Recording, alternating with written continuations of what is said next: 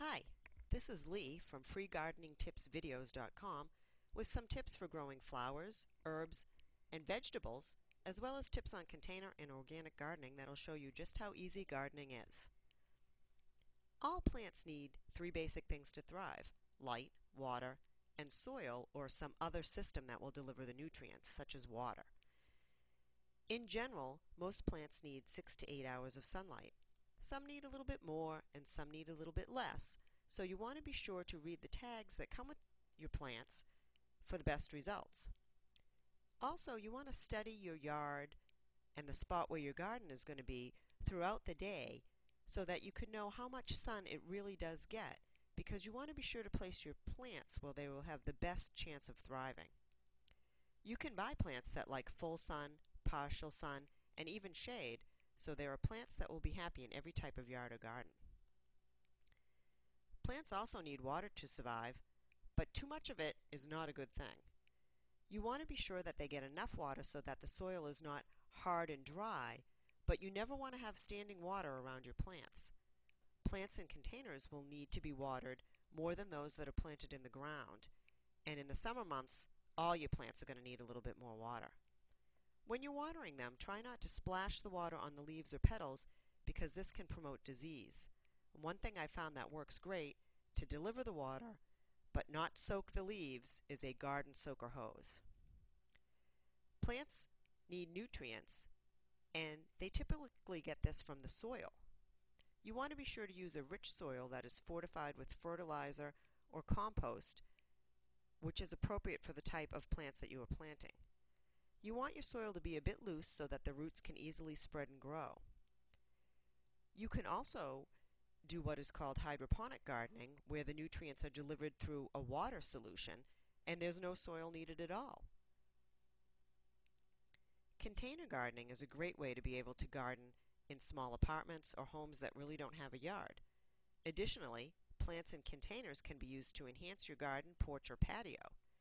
They offer great versatility as they can be moved around to suit your decor, and the containers themselves can be very decorative. You want to use good quality containers that have wide openings. Cheap plastic containers can deteriorate in the sun, and wooden ones will rot over time, so you might consider ceramic pots for better durability. With containers, drainage is key. Standing water will encourage root rot and will kill your plants pretty fast, so you want to make sure that your container has holes in the bottom, and you also might want to add some little stones or marbles at the bottom of the pot. Make sure that the holes are around 1.5 inches wide, and you can line the bottom with newspaper or burlap to keep the soil from seeping out.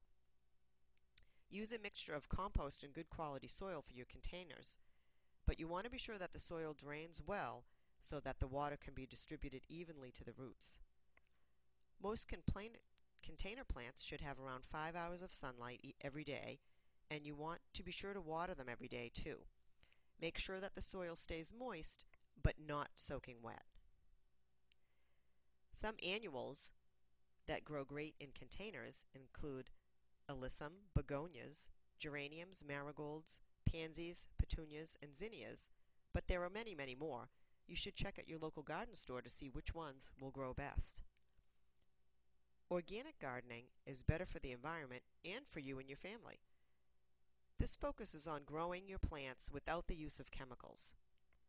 For organic gardening, you can use compost made from kitchen scraps, leaves, and grass clippings instead of chemical fertilizers. Compost will help balance the pH in the soil, which will allow for better delivery of nutrients to your plants. Organic pest control starts with good soil and diverse plantings that will discourage disease and encourage beneficial insects. Many organic solutions for pests and disease can be found right in your kitchen. For example, vinegar spray can get rid of weeds, and soapy water can get rid of aphids. You also want to encourage beneficial insects to take up residence in your garden. They'll help control the insects that could harm your plants. Some bugs that you want to encourage include ladybugs, lacewings, spiders, and praying mantises. Flowers add a splash of color to any garden and can really beautify your landscape. You can plant annuals, perennials, and bulbs for a great variety of color that you can enjoy all season long. Different types of flowers need varying amounts of sun, so be sure to read the tag on the flowers you are planting so that you can be sure to put it in the right location in your yard. Annuals bloom all year long and will add color to your garden continuously. Plant warm colors like red, orange, and yellow in the sunnier spots and cool colors like blue and purple in the shadier spots for better impact. Perennials will come up year after year, but they usually only bloom for a few weeks. So if you want to have colorful flowers on a continuous basis, you need to plant the perennials so that they bloom at different times in the same area. That way, when one stops blooming, the one next to it will begin to start blooming, and you'll have color in that spot all year long. When buying flowers, pay attention to how tall they will be when they are mature. You want to plant your taller flowers in the back and sides of the garden and the shorter ones in the front so that you can have a good view of all your flowers. A herb garden can add color and interest to your yard or kitchen windowsill and can also provide you with fresh herbs for cooking. You want to plan your herb garden carefully so that you plant each herb where it will grow best. Some are perennials and others biennials, so you want to be sure to plant them where you can easily get at them the following year without tramping over the perennials. One thing to remember about herbs is that they like a sandy, well-drained soil, so be sure to plant accordingly. Herbs are actually pretty easy to grow since they don't really have any pests or diseases. They can be grown right in the ground in your garden or in containers. You can even grow them in containers in your kitchen windowsill and have a fresh source of herbs all year long for cooking or medicinal purposes. You should harvest your herbs just before they bloom because this is when they'll have the most flavor. Pick them in the morning and you'll get the highest concentration of oils. Some popular culinary herbs to grow include basil, chives, lavender, parsley, mint, sage, and thyme. And there are tons of medicinal herbs that you can plant in your garden. Who doesn't love fresh vegetables, and what better way to enjoy them than to grow them right in your own backyard?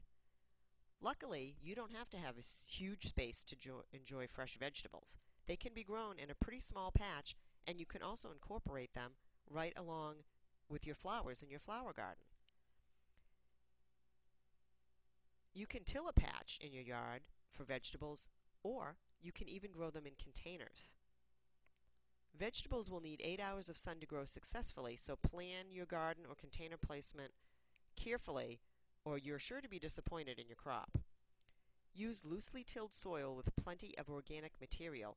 Compost is perfect for vegetable gardens. Water your vegetable garden at least once a week and give it a good soaking so that they get plenty of water. If your vegetables are in containers, you'll probably need to water them more often.